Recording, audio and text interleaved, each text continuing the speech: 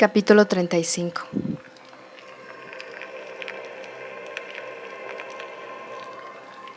La lluvia cayó a rachas las primeras horas de la noche, con fuerza, con truenos y relámpagos sobre el mar durante el inicio de su espera, antes de reducirse a una irritante llovizna constante. Cuando la tormenta pasó sobre él, la temperatura descendió 6 grados o más, lo que aportó a la oscuridad un frío que parecía totalmente fuera de lugar.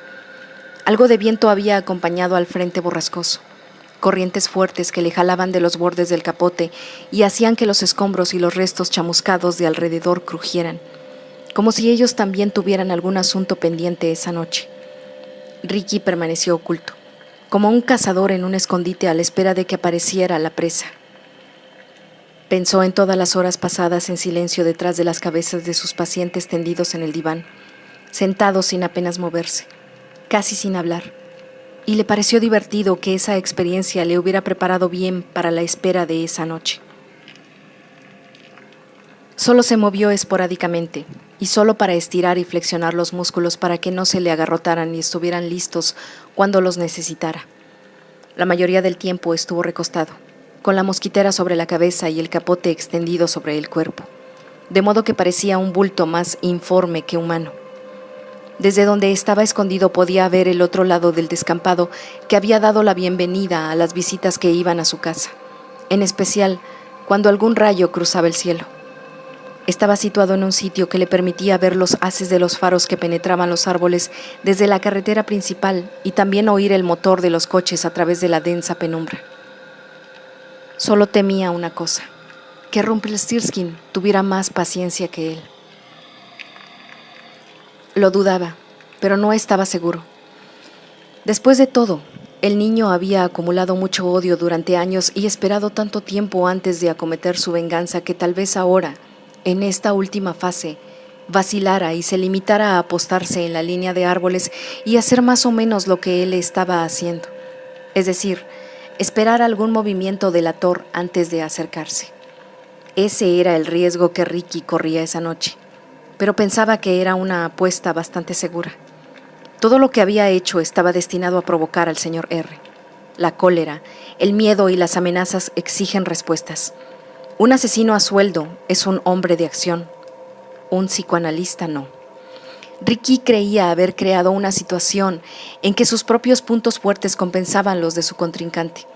Su formación contrarrestaba la del asesino. Él dará el primer paso. Todo lo que sé sobre la conducta me dice que será así. En el juego de recuerdos y muerte en que se encontraban sumidos ambos hombres, Ricky ostentaba el terreno más elevado. Luchaba en un lugar que conocía.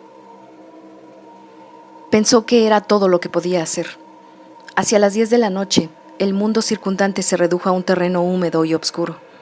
Tenía los sentidos aguzados, la mente alerta a cualquier matiz de la noche.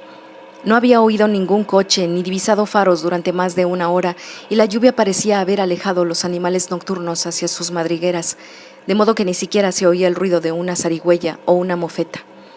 Pensó que estaba en ese momento en que el ánimo y la resolución le fallarían, en que la duda se apoderaría de su mente e intentaría convencerle de que estaba esperando tontamente a alguien que no iba a aparecer.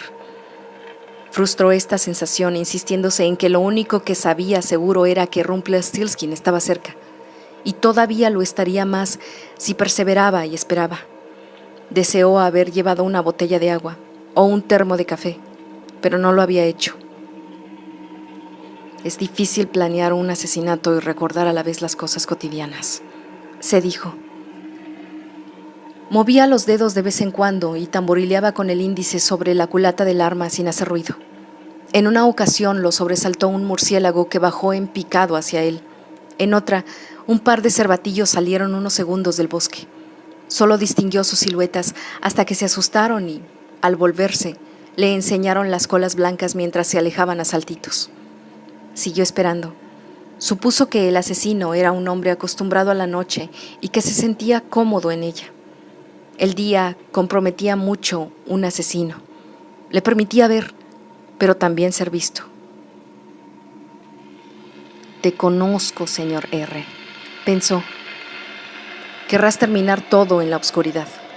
Muy pronto estarás aquí.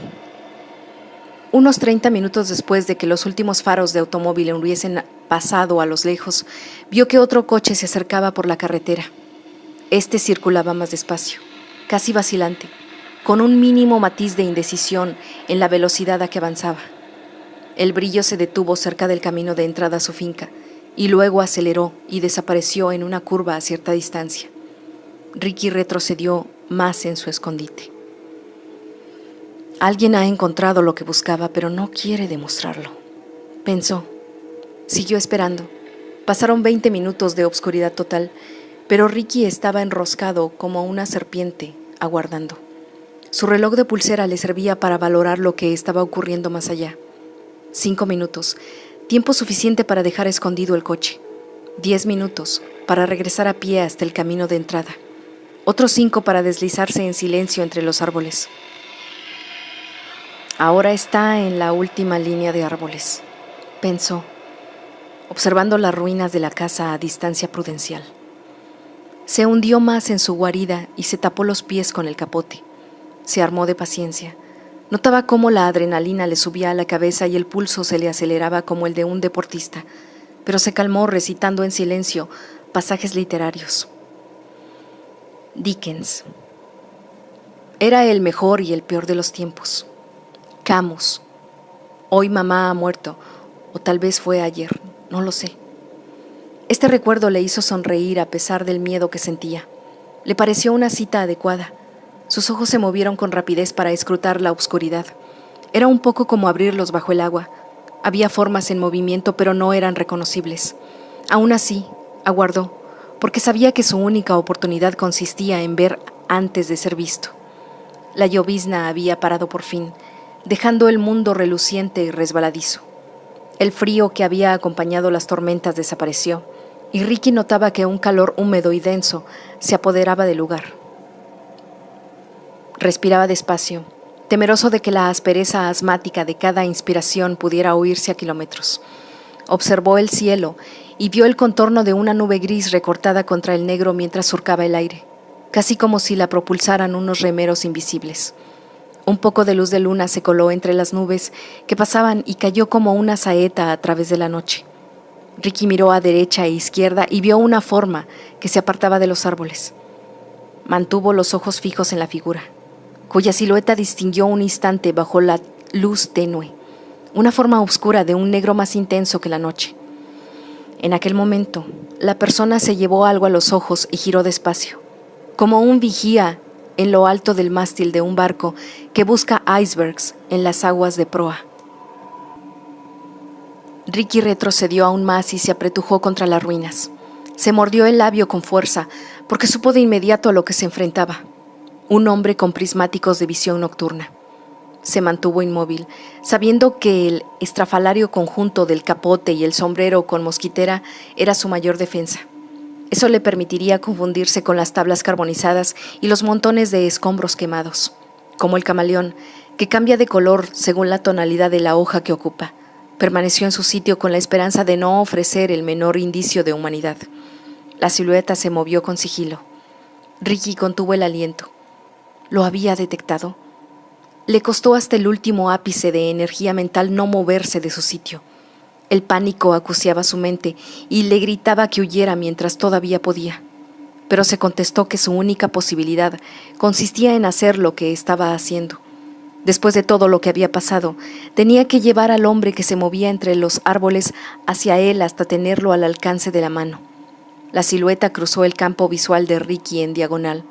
Se movía con cautela, despacio pero sin miedo, algo agazapado para ofrecer poco contorno, un depredador experimentado. Ricky exhaló despacio. Aún no lo había visto. La silueta llegó al antiguo jardín y Ricky lo vio vacilar. Llevaba algo que le cubría la cabeza, a juego con sus ropas obscuras. Más parecía parte de la noche que una persona.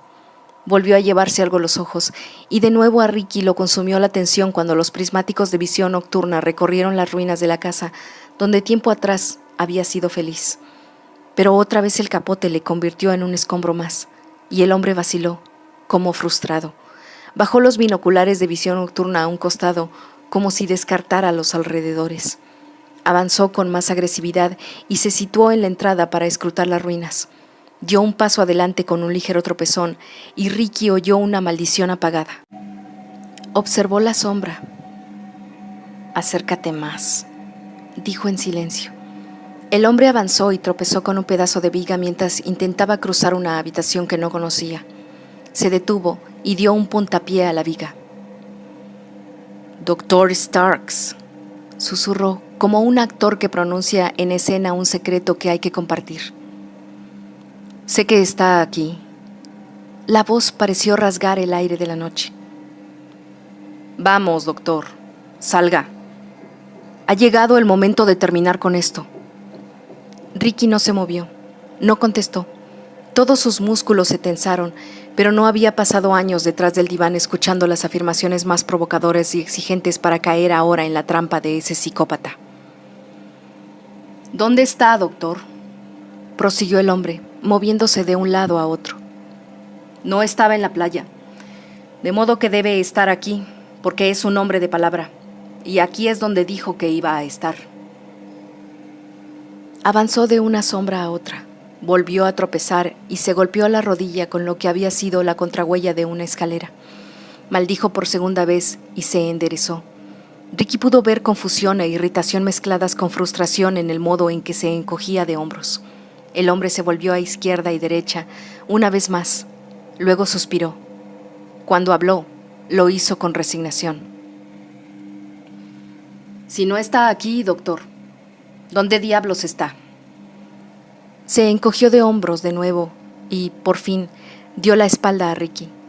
Y en cuanto lo hizo, Ricky sacó la mano con que empuñaba la pistola y, tal como le habían enseñado en la armería de New Hampshire, sujetándola con ambas manos, situó el punto de mira en el centro de la espalda de Rumpelstiltskin. «Estoy detrás de ti», contestó en voz baja. El tiempo pareció entonces perder el control sobre el mundo circundante. Los segundos, que normalmente se habrían agrupado en minutos en una progresión ordenada, parecieron esparcirse como pétalos arrastrados por el viento. Se mantuvo inmóvil, apuntando a la espalda del asesino y respirando con dificultad. Sentía impulsos eléctricos que le recorrían las venas y le costó mucha energía conservar la calma. El hombre permaneció inmóvil. «Tengo un arma», espetó Ricky con voz ronca debido a la tensión. «Estoy apuntándote a la espalda. Es una pistola semiautomática del calibre .380 cargada con balas de punta hueca. Y si haces el menor movimiento, dispararé. Lograré hacer 2 disparos, quizá 3, antes de que te muevas y puedas apuntarme a tu vez. Por lo menos uno dará en la diana, y seguramente te matará. Pero eso ya lo sabes, ¿verdad? Porque conoces el arma y la munición. De modo que ya has hecho estos cálculos mentalmente, ¿no?». «En cuanto oí su voz, doctor», contestó Rumpelstiltskin con tono sereno e inexpresivo.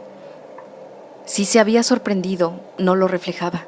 De pronto, soltó una carcajada y añadió: «Pensar que me puse tan campante en su línea de tiro. Supongo que era inevitable. Ha jugado bien, mucho mejor de lo que yo esperaba, y ha hecho gala de recursos que no creía que poseyera. Pero ahora nuestro jueguecito ha llegado a sus últimos movimientos, ¿verdad?». Hizo una pausa. «Creo, Dr. Starks, que haría bien en dispararme ahora, en la espalda. En este momento tiene ventaja. Pero a cada segundo que pasa, su posición se debilita. Como profesional que se ha encontrado antes en esta clase de situaciones, le aconsejaría que no desperdicie la oportunidad que ha creado. Dispáreme ahora, doctor, mientras todavía puede hacerlo». Ricky no contestó. «Venga, doctor», insistió el hombre. «Canalice toda esa cólera. Concentre su rabia. Tiene que reunir esas cosas en su cabeza, convertirlas en algo único y concentrado. Así podrá apretar ese gatillo sin sentir la menor culpa. Hágalo ahora, doctor, porque cada segundo que me deje vivir es un segundo que puede estar arrebatándole a su propia vida». Ricky siguió apuntándole. «Levanta las manos donde pueda verlas», ordenó. Rumpelstiltskin soltó una carcajada de desdén. «¿Qué? ¿Lo vio en algún programa de televisión o en el cine? No funciona así en la vida real. Suelta el arma, insistió Ricky. No. El hombre meneó la cabeza. Tampoco voy a hacer eso. De todos modos es un cliché. Verá, si dejo caer el arma al suelo, renuncio a cualquier opción que pueda tener. Examine la situación, doctor. Según mi criterio profesional, ya ha desperdiciado su oportunidad. Sé lo que pasa por su cabeza. Sé que, si quisiera disparar, ya lo habría hecho. Pero asesinar a un hombre, incluso a alguien que te ha dado muchos motivos para ello, es más difícil de lo que había imaginado. Usted vive en un mundo de muerte imaginaria, doctor. Todos esos impulsos asesinos que ha escuchado durante años y contribuido a sofocar, para usted solo existen en el reino de la fantasía. Pero esta noche, aquí, no hay nada salvo la realidad. Y en este momento está buscando la fuerza para matar. Y apuesto a que no la está encontrando con facilidad. Yo, por otra parte, no necesito recorrer tanto camino. A mí no me habría preocupado nada la ambigüedad moral de disparar a alguien por la espalda. O por delante. En realidad, como se dice, las cosas solo se aprenden con la práctica. Siempre y cuando el blanco esté muerto. ¿Qué más da? Así que no dejaré caer mi arma. Ni ahora ni nunca. Permanecerá en mi mano derecha, amartillada y a punto. ¿Me volveré ahora? ¿Probaré suerte en este momento? ¿O esperaré un poco? Ricky guardó silencio. La cabeza le daba vueltas. Debería saber algo, doctor. Si quiere ser un buen asesino, no debería preocuparse por su penosa vida. Ricky escuchó aquellas palabras a través de la oscuridad y sintió una terrible inquietud. Yo te conozco, dijo. Conozco esa voz. Sí, es verdad, contestó Rumpelstiltskin con tono algo burlón. La ha oído bastante a menudo. Ricky se sintió de repente como si estuviera de pie sobre hielo resbaladizo. Date la vuelta, ordenó, y la inseguridad se reflejó en su voz. Rumpelstiltskin negó con la cabeza. Es mejor que no me pida eso, porque si lo hago, casi toda la ventaja que tiene habrá desaparecido. Veré su posición exacta y le aseguro, doctor, que una vez le tenga localizado, pasará muy poco tiempo antes de que lo mate. Te conozco, repitió Ricky en un susurro. ¿Tanto le cuesta?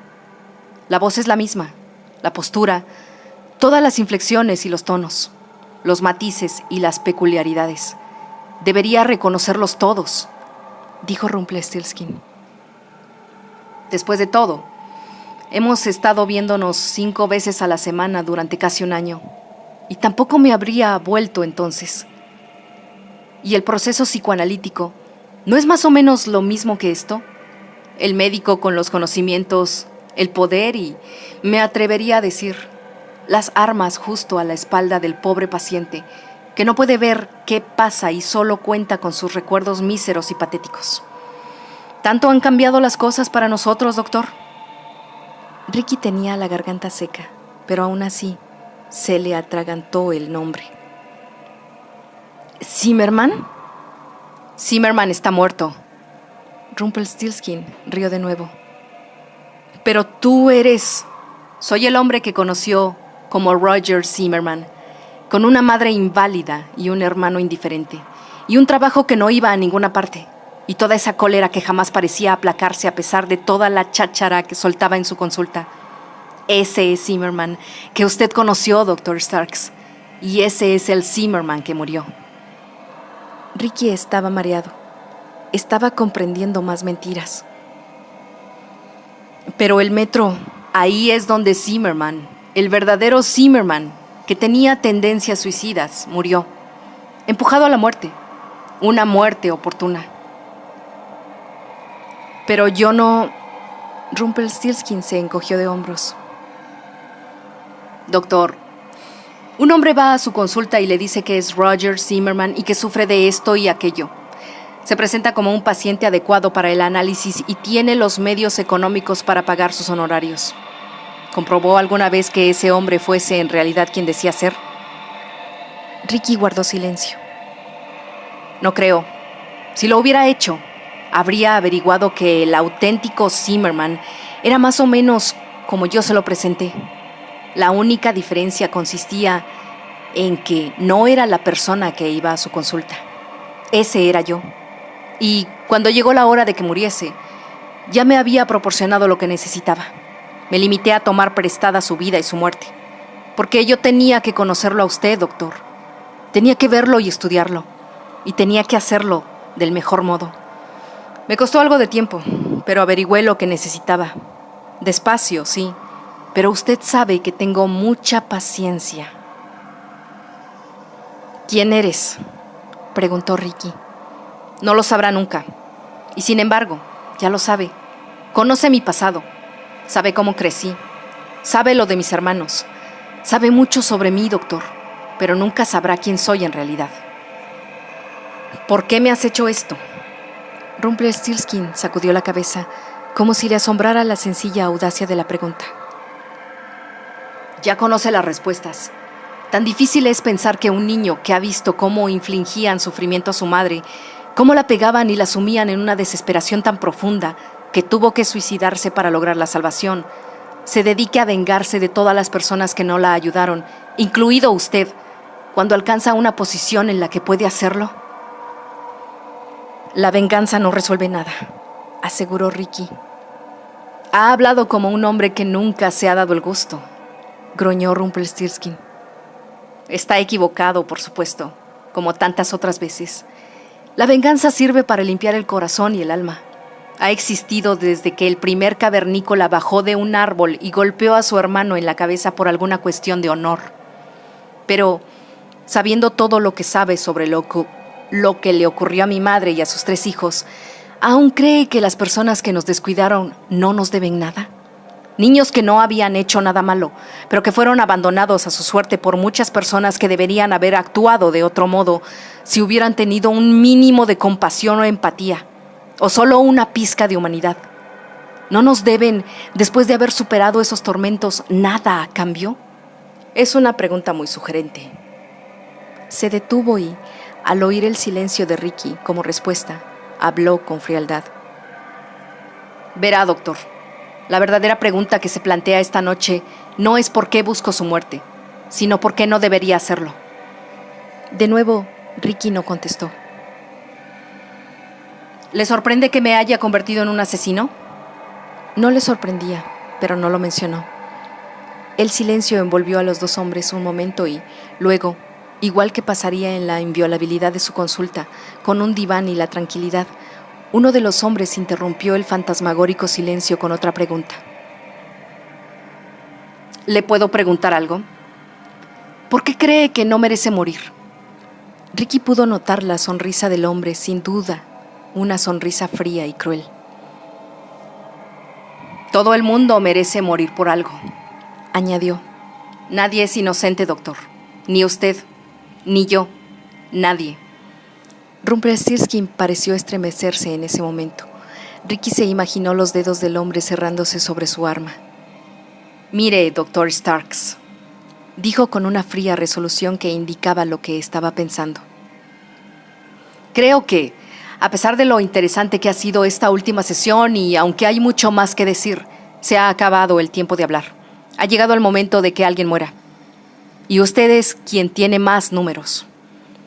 Ricky ajustó la mira de la pistola e inspiró hondo. Estaba apretujado contra los escombros, incapaz de moverse y con el camino detrás de él también bloqueado. Toda la vida que había vivido y toda la que tenía por vivir descartadas, todo por un solo acto de negligencia cuando era joven y debió haber actuado de otro modo. En un mundo de opciones, no le quedaba ninguna. Puso el dedo en el gatillo de la pistola y se armó de fuerza y voluntad. Olvidas algo, dijo despacio, con frialdad. El doctor Starks ya está muerto. Y disparó. Fue como si el hombre reaccionara al menor cambio en la voz de Ricky, que reconoció en el primer tono duro de la primera palabra, y su preparación y la comprensión de la situación tomaran el control, de modo que su reacción fue incisiva, inmediata y sin vacilación.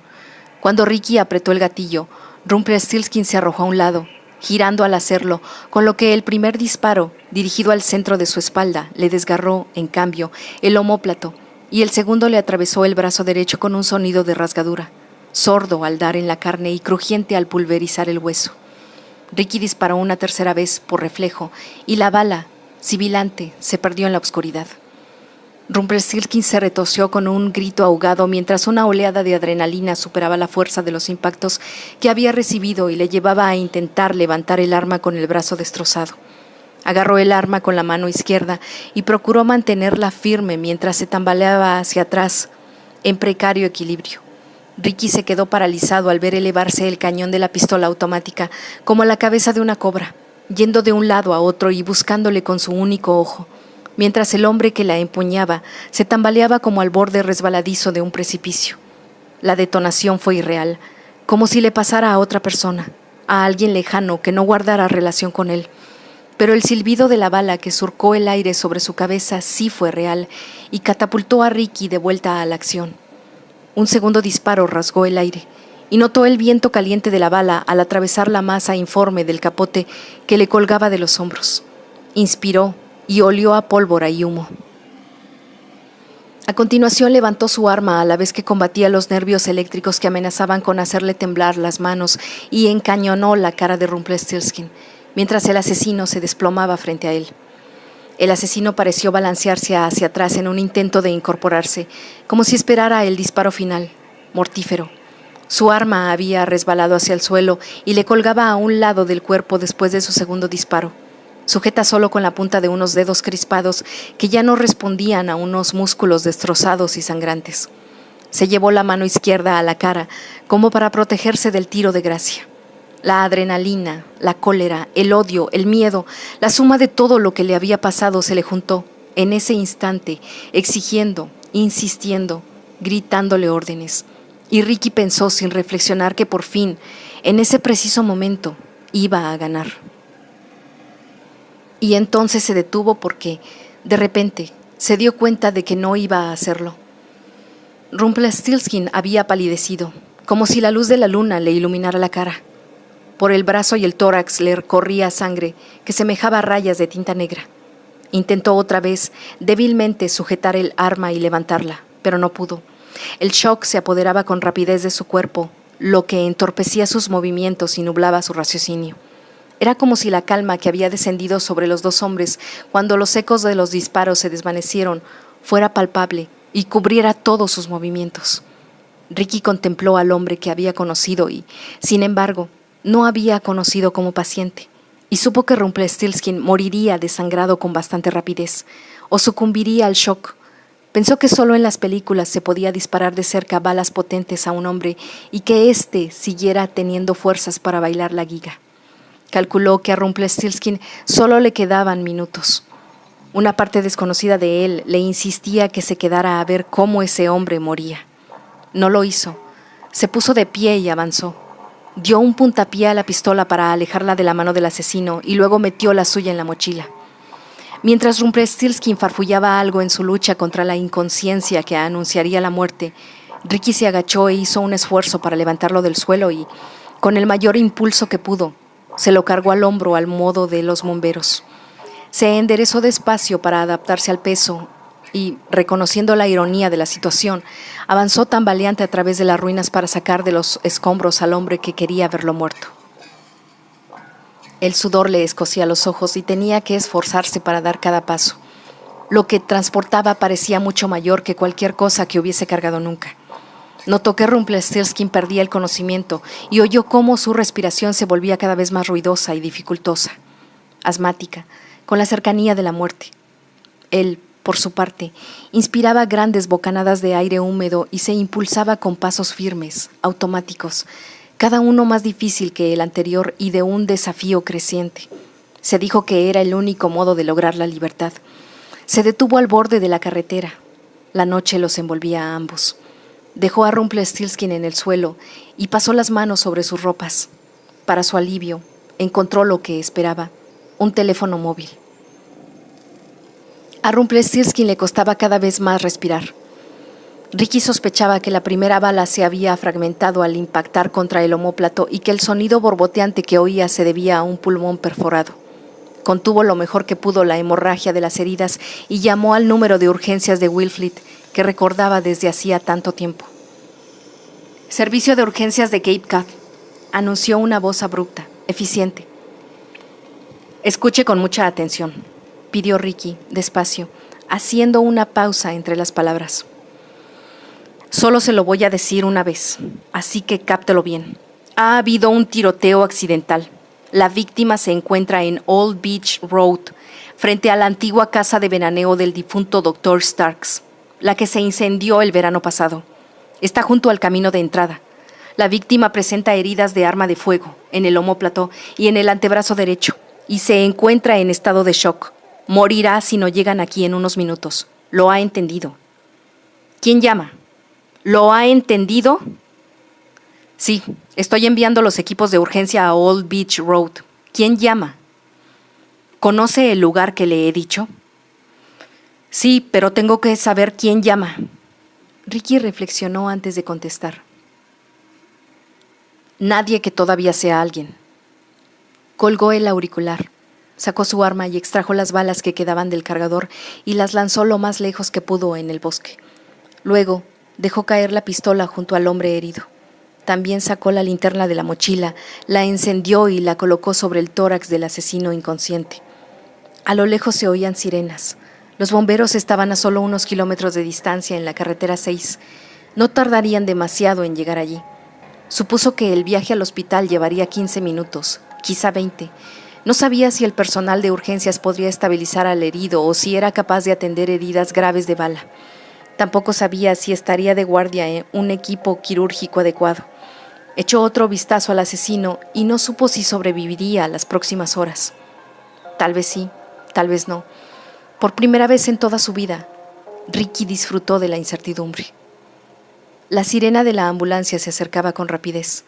Ricky se volvió y se alejó, despacio los primeros pasos, pero aumentando el ritmo hasta correr con grandes zancadas. Sus pies resonaban en la carretera con un ritmo regular, dejando que la oscuridad de la noche envolviera su presencia, hasta ocultarlo completamente. Ricky desapareció como un fantasma recién conjurado.